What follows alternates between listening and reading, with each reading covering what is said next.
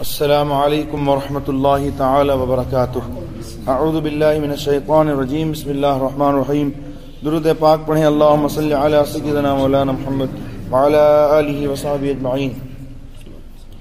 جس شخص کو ایسی بیماری لاحق ہو، کوئی ایسی بیماری جیسے پیشاب کے قطرے ٹپکنے یا دست آنے یا عورت کو استحاضہ کا خون آنے کے امراض کہ ایک نماز کا وقت پورا گزر گیا اور وہ وضو کے ساتھ نماز فرض ادا نہ کر سکا، تو ایسے شخص کو شریعت میں معذور کہتے ہیں۔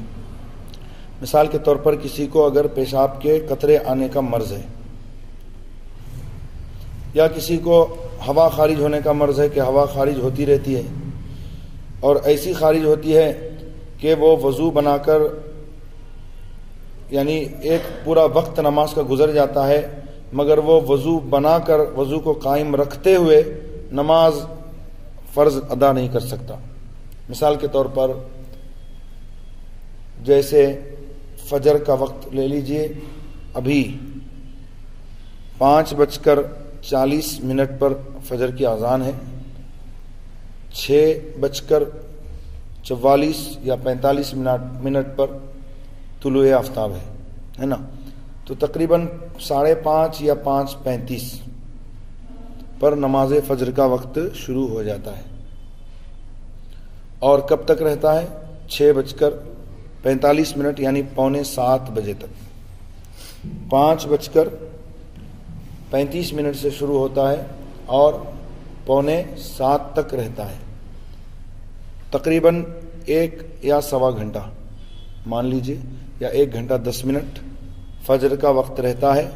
تو اگر یہ پورا وقت گزر جاتا ہے مگر وہ عارضہ اس کو لاحق رہتا ہے، ہوا خارج ہونے والا یا پیشاب کا قطرہ نکلتا ہی رہتا ہے، وہ وضو بنا کر ایک فرض نماز ادا بھی نہیں کر سکتا اس پورے وقت میں، اتنا وقت اس کو نہیں مل سکتا کہ پورا وقت نماز کا ایک وقت نماز کا گزر جائے مگر وہ وضو کر کے نماز ادا نہیں کر سکتا کہ اس کا وضو ٹوٹ جاتا ہے، ہوا خارج ہو جاتی ہے یا پھر پیشاب کا قطرہ نکل جاتا ہے، تو ایسے شخص کو شریعت نے معذور مانا ہے۔ ایسے شخص کو شریعت نے معذور مانا ہے۔ ایسے لوگوں کے لیے شریعت کا حکم یہ ہے کہ جب کسی نماز کا وقت آ جائے تو وضو کرے اور اسی وضو سے جتنی نمازیں چاہے، اس وقت کی جتنی نمازیں چاہے وہ پڑھے۔ اگر اس درمیان میں اس کو بار بار ہوا خارج ہوتی رہی یا بار بار قطرہ آتا رہا تو بھی کوئی حرج نہیں ہے، یعنی وہ معذور ہے، اس لیے اس کی نماز ہو جائے گی۔ اور جو ہی نماز کا وقت ختم ہوا تو اس کا وضو بھی ختم ہو گیا۔ اب اس کے لیے یہ ہے کہ دوسری نماز کے لیے وہ پھر دوسرا وضو کرے گا۔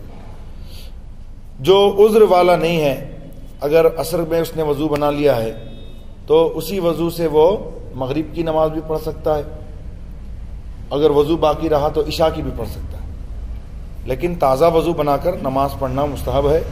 وضو پر وضو نور علی نور ہے، ثواب زیادہ ہے، لیکن اس پر واجب نہیں کہ اگر عصر میں نماز کے لیے وضو بنایا اور وضو باقی ہے تو ایسا نہیں کہ وہ مغرب کی نماز نہیں پڑھ سکتا، بالکل پڑھ سکتا ہے، شریعت اس کو اجازت دیتی ہے۔ لیکن اگر صاحب عذر ہے، اور صاحب عذر میں نے سمجھایا کہ اگر نماز کا ایک پورا وقت گزر جاتا ہے، اس درمیان میں اتنا وقت اس کو نہیں ملتا کہ یعنی عذر سے وہ خالی نہیں ہوتا کہ وضو اس کا برقرار رہ سکے، تو وہ صاحب عذر ہے، تو وہ اس وقت کی نماز کے لیے وضو کر لے اور اس وقت کی نماز کی جتنی بھی مطلب سنتیں ہیں، فرض ہیں، واجبات ہیں، وہ ادا کر سکتا ہے، نفل ہے وہ بھی پڑھ سکتا ہے۔ جو ہی وہ وقت نکل گیا تو اب وہ صاحب عذر نہ رہا، اب اس کا وضو بھی برقرار نہ رہا، اب وہ دوسری نماز پڑھنے کے لیے دوسرے وقت کی دوسرا وضو کرے گا۔ سمجھے آپ حضرات؟ نہیں سمجھے؟ مگر ان لوگوں کا یعنی صاحب عذر کا وضو اس وقت تک نہیں ٹوٹے گا جب تک کہ اس نماز کا وقت باقی رہے، اور جیسے ہی نماز کا وقت ختم ہوا ان لوگوں کا وضو ٹوٹ جائے گا اور دوسری نماز کے لیے پھر دوسرا وضو کرنا پڑے گا۔ بحوالہ فتاوی عالمگیری جلد اول صفحہ نمبر 38۔ جب کوئی شخص شریعت میں معذور مان لیا گیا کہ یہ صاحب عذر ہے، آپ اچھی طرح سمجھ گئے کہ صاحب عذر کون ہے، تو اگر جس شخص کو شریعت نے معذور مان لیا کہ بھئی یہ معذور ہے، شریعت نے اسے حکم دے دیا کہ یہ معذور ہے، تو جب تک ہر نماز کے وقت میں ایک بار بھی اس کا عذر پایا جاتا رہے گا وہ معذور ہی رہے گا۔ جب اس کو اتنی شفا حاصل ہو جائے کہ ایک نماز کا پورا وقت گزر جائے اور اس کو ایک مرتبہ بھی قطرہ وغیرہ نہ آئے تو اب یہ صاحب عذر نہیں مانا جائے گا۔ مثال کے طور پر فجر کا وقت 1-1.25 گھنٹہ رہتا ہے، اس درمیان میں اگر اس کو کوئی قطرہ نہیں آیا یا ریح خارج نہیں ہوئی تو مانا جائے گا کہ یہ صاحب عذر نہیں ہے۔ اب اس کے لیے کیا ہے، اب اگر وضو بنا لیا اور اس کا وضو ٹوٹ گیا، مطلب ہوا خارج ہو گئی، پیشاب کا قطرہ نکل گیا، تو یقیناً اس کا وضو ٹوٹ گیا، اب اس کو دوبارہ وضو کر کے نماز پڑھنا پڑے گا۔ معذور کا وضو اس چیز سے نہیں جاتا جس کے سبب سے معذور ہے، پیشاب کا قطرہ نکلنے کا اس کو عذر ہے اور وہ یقیناً صاحب عذر ہے تو اس سے اس کا وضو نہیں ٹوٹے گا، لیکن اس کے علاوہ دوسری چیز پائی گئی جو اس کے عذر میں شامل نہیں ہے، جیسے پیشاب کا قطرہ آنے کا عذر تھا مگر ہوا خارج ہونے کا عذر اس کو نہیں تھا، تو اگر صاحب عذر کو ہوا خارج ہو گئی تو وضو ٹوٹ جائے گا۔ آپ لوگ سمجھ رہے ہیں نہیں سمجھ رہے؟ اگر وہ صاحب عذر ہے، اگر اس کو وہی عذر ہوتا رہا، قطرہ آتا رہا تو وضو نہیں ٹوٹے گا کیونکہ وہ صاحب عذر ہے، لیکن اس کے علاوہ اگر اس کو دوسرا جیسے عارضہ، جیسے ہوا خارج ہو جائے، یعنی وضو توڑنے والی کوئی چیز پائی جائے تو وضو یقیناً ٹوٹ جائے گا۔ جیسے کسی کو قطرے کا مرض ہے اور وہ معذور مان لیا گیا تو نماز کے پورے وقت میں کیا لکھا ہے بھائی، تو نماز کے پورے وقت میں قطرہ آنے سے تو اس کا وضو نہیں ٹوٹے گا، لیکن ہوا نکلنے سے اس کا وضو ٹوٹ جائے گا۔ اگر کوئی ایسا ہے کہ کھڑے ہونے سے اس کو قطرہ آتا ہے پیشاب کا، بیٹھ جاتا ہے تو قطرہ نہیں آتا، تو اس پر فرض ہے کہ وہ بیٹھ کر نماز پڑھے، کیونکہ وہ ایسا عذر والا ہے کہ کھڑا ہوتا ہے تو اس کو قطرہ آ جاتا ہے، تو اس کے لیے حکم ہے کہ بیٹھ کر نماز پڑھے، اس پر فرض ہے۔ اب اگر بیٹھ کر اسے قطرہ نہیں آتا، کھڑے ہونے سے قطرہ آ جاتا ہے، تو بیٹھ کر وہ نماز پڑھے گا اور قطرہ نہیں آئے گا تو اب وہ صاحب عذر نہیں رہا، کیونکہ بیٹھ کر پڑھنے کی وجہ سے اسے قطرہ نہیں آتا ہے، کھڑے ہو کر پڑھنے سے اسے قطرہ آ جاتا ہے تو یہ صاحب عذر نہیں مانا جائے گا۔ نماز کے وقتوں کا بیان۔ دن میں کل 5 نمازیں فرض ہیں، فجر، ظہر، عصر، مغرب، عشاء، ان 5 نمازوں کا اللہ تعالیٰ کی طرف سے وقت مقرر ہے۔ ان الصلاۃ کانت علی المؤمنین کتابا موقوتا، بے شک نماز مومنوں پر ان کے وقتوں میں، مقرر کردہ وقتوں میں باندھا ہوا فرض ہے، اور جس نماز کا جو وقت مقرر ہے اس نماز کو اسی وقت میں پڑھنا فرض ہے۔ فجر میں ظہر کی نماز پڑھے گا تو ہوگی، بولیے بھائی ہوگی؟ بریانی کھانے کے وقت بریانی کھانا، چائے پینے کے وقت چائے پینا، ہے نا، سونے کے وقت سونا، جاگنے کے وقت جاگنا، فرض نماز کی جگہ فرض پڑھنا، سنت کی جگہ سنت پڑھنا، فجر کی نماز کا وقت ہے تو فجر، ظہر کی وقت کا وقت ہے تو ظہر، عصر کا وقت ہے تو عصر، تو جس وقت کا، جس نماز کا جو وقت ہے اس وقت میں وہ نماز پڑھنا شرط ہے۔ تو اگر وقت نہیں پایا گیا، یا تو وقت سے پہلے پڑھ لیا تو بھی نماز نہیں ہوگی، اور وقت کے بعد پڑھا، وقت گزر گیا کہ نماز قضا ہو گئی تو اب پڑھا تو بھی نماز نہیں ہوگی۔ اب وہ جو نماز پڑھے گا البتہ وہ قضا ہوگی، ادا نہیں ہوگی۔ بعض لوگ یہ سمجھتے ہیں کہ جماعت چھوٹ جانے سے نماز قضا ہو جاتی ہے، ایسا نہیں ہے، بلکہ جب تک وقت باقی ہے جو نماز آپ اس وقت میں پڑھیں گے تو نماز ادا ہی ہے، قضا نہیں ہے۔ جب وقت نکل گیا تو قضا، تو جماعت چھوٹ جانے سے نماز قضا نہیں مانی جائے گی، البتہ جماعت کے ثواب سے وہ ضرور محروم ہوگا، کیونکہ جماعت سے نماز پڑھنا اکیلے نماز پڑھنے سے 27 درجہ زیادہ ثواب رکھتا ہے۔ حضور پاک صاحب الاولاق صلی اللہ تعالی علیہ وسلم ارشاد فرماتے ہیں، اگر لوگوں کو معلوم ہوتا کہ جماعت سے نماز پڑھنے میں کتنا ثواب ہے، تو سرین کے بل اگر گھسٹ کر آنا پڑتا کہ اپنی سرین کو گھسیٹتے ہوئے آتے کہ پاؤں سے چل نہ پاتے، تو ضرور وہ اپنی سرین کو گھسیٹتے ہوئے مسجد میں آتے۔ اس سے پتہ چلا کہ جماعت کا ثواب کتنا زیادہ ہے، کہ اکیلے نماز پڑھنے سے جماعت سے نماز پڑھنے میں 27 درجہ زیادہ ثواب ہے نا، تو یہ ثواب ہے۔ تو جماعت چھوڑنی نہیں چاہیے، حتی الامکان کوشش کرنی چاہیے کہ جماعت مل جائے۔ اگر جماعت نہیں ملی کسی وجہ سے تو ایسا نہیں کہ نماز اس کی قضا ہو گئی، وقت باقی ہے تو نماز وہ پڑھ سکتا ہے۔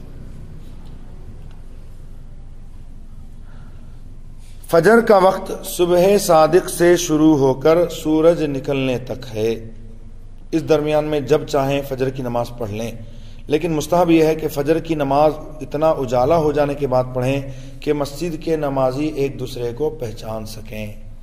اتنا اجالا ہو جانے پر پڑھنا مستحب ہے، فرض نہیں ہے۔ کیا ہے؟ مستحب ہے، زیادہ ثواب ہے کہ فجر کو اجالا کر کے پڑھنے کا حکم ہے۔ جتنی زیادہ روشنی ہوگی اتنا ہی ثواب زیادہ ہوگا، لیکن اتنی بھی نہیں روشنی کہ سورج نکل جائے۔ لوگ سمجھیں کہ روشنی کرنے میں زیادہ ثواب ہے تو مطلب 7 بجے پڑھیں گے، ہے نا، تو ایسا نہیں ہے، بلکہ اس کا وقت جو ہے فجر کا اس وقت کے اندر پڑھنا ہے، لیکن جب اجالا پھیل جائے زیادہ تب پڑھنا مستحب ہے، یعنی اس میں زیادہ ثواب ہے۔ لیکن عورتوں کے لیے حکم یہ ہے کہ وہ تاریکی میں نماز پڑھیں۔ دوسری نمازوں کے لیے یہ ہے کہ وہ مردوں کی جماعت کا انتظار کریں کہ مرد حضرات کی جماعت ہو جائے تو وہ اپنے گھروں میں نماز پڑھیں، لیکن یہ بھی ان پر واجب نہیں ہے، افضل ہے کہ جماعت ہو جائے مردوں کی، اس کے بعد وہ نماز پڑھیں، لیکن فجر میں ایسا ہے کہ وہ اندھیرے ہی میں نماز پڑھ لیں گی۔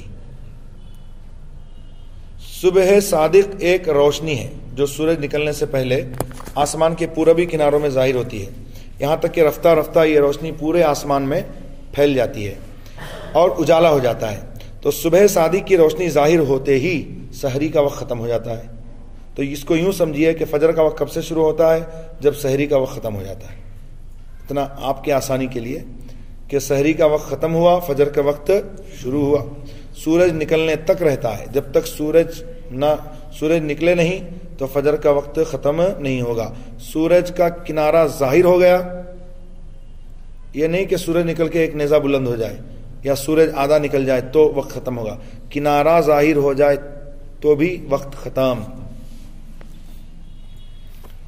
تو نماز فجر کا وقت صبح صادق سے لے کر طلوع آفتاب تک رہتا ہے۔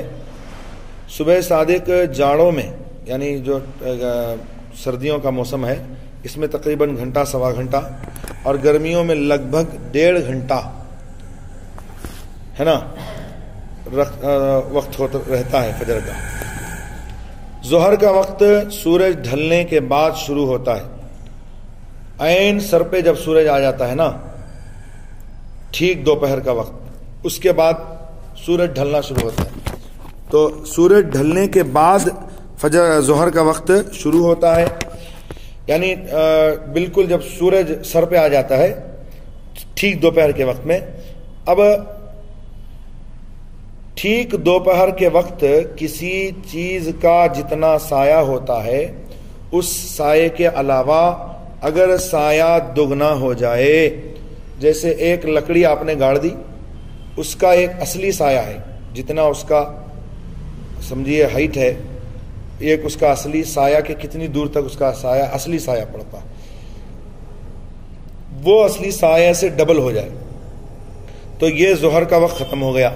تو جو ہی ظہر کا وقت ختم ہوا، عصر کا وقت شروع ہو گیا، اور سورج ڈوبنے تک عصر کا وقت رہتا ہے، مگر سورج ڈوبنے سے 15 منٹ پہلے تک ہے نا نماز عصر پڑھ لینا چاہیے، 20 منٹ پہلے تک تقریباً نماز عصر پڑھ لینا چاہیے۔ اتنی تاخیر کرنا کہ سورج کے ٹکیے میں زردی آ جائے، پیلا پن آ جائے۔ سورج جب ڈوبنے لگتا ہے نا تو وہ پیلا ہو جاتا ہے، تو وہ تقریباً وقت جو ہے 20 منٹ کا ہوتا ہے۔ سورج ڈوبنے سے 20 منٹ پہلے تک نماز پڑھنا کیا ہے؟ مکروہ ہے۔ اگر اس دن کی عصر نماز نہیں پڑھی تو اب مجبوراً سورج ڈوبتے وقت پڑھ لے، لیکن اتنی تاخیر کرنا گناہ ہے، تو گنہگار ہوگا۔ کبھی کبھی ایسا ہو گیا تو نماز چھوڑنا نہیں چاہیے، پڑھ لینا چاہیے اسی وقت کراہت میں، اگر اسی دن کی عصر ہے تو پڑھ لینا چاہیے۔ سورج ڈھلنے اور دوپہر کے سائے کے علاوہ سایہ دگنا ہونے کی پہچان یہ ہے کہ برابر زمین پر ایک ہموار لکڑی بالکل سیدھی اس طرح گاڑ دیں کہ پورب پچھم یا اتر دکھن کو ذرا بھی جھکی نہ ہو، ایک دم سیدھی ہو۔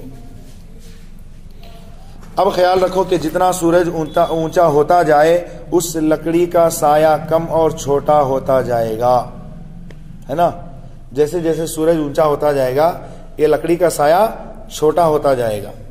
جب سایہ کم ہونا رک جائے تو سمجھ لو ٹھیک دوپہر کا وقت ہو گیا، اور اس وقت میں ایک لکڑی کا جتنا بڑا سایہ ہو اس کو ناپ کر دھیان میں رکھو، یہ اس کا اصلی سایہ ہے۔ ٹھیک دوپہر کے وقت میں، ہے نا، جب سایہ کم ہونا رک جائے، اب کیا مطلب ہوا؟ ٹھیک دوپہر کا وقت ہے، اب وہ سایہ ناپ کے رکھ لو، یہ سایہ اصلی ہے۔ اس کے بعد جو ہی سایہ بڑھنے لگے تو سمجھ لو کہ سورج ڈھل گیا اور ظہر کا وقت شروع ہو گیا، اور جب سایہ بڑھتے بڑھتے اتنا بڑا ہو جائے کہ دوپہر والے سائے کو نکال کر اس لکڑی کا سایہ اس لکڑی سے دگنا بڑا ہو جائے، ڈبل ہو جائے، تو سمجھ لو ظہر کا وقت ختم ہو گیا، ہے نا؟ آسان طریقہ، ایک لکڑی گاڑنا ہے بالکل سیدھی کہ پورا پچھم اتر دکھن کو جھکی ہوئی نہ ہو، بالکل سیدھی ہو۔ اب سورج جیسے جیسے اونچا ہوتا جائے گا سایہ بھی اس کا بڑھتا چلا جائے گا، اور جب سایہ بڑھنا ختم ہو جائے، ٹھیک وہ دوپہر کا وقت ہوتا ہے، سمجھ لو اب جو ہے ظہر کا وقت شروع ہو رہا ہے۔ تو اب جب سایہ اس کا زیادہ ہونے لگے، ہے نا، تو جتنا سایہ اپنے ناپ کے رکھا تھا اس کو دھیان میں رکھیں، اب جب اس سائے سے ڈبل ہو جائے تو مطلب یہ ہے کہ ظہر کا وقت ختم ہو گیا۔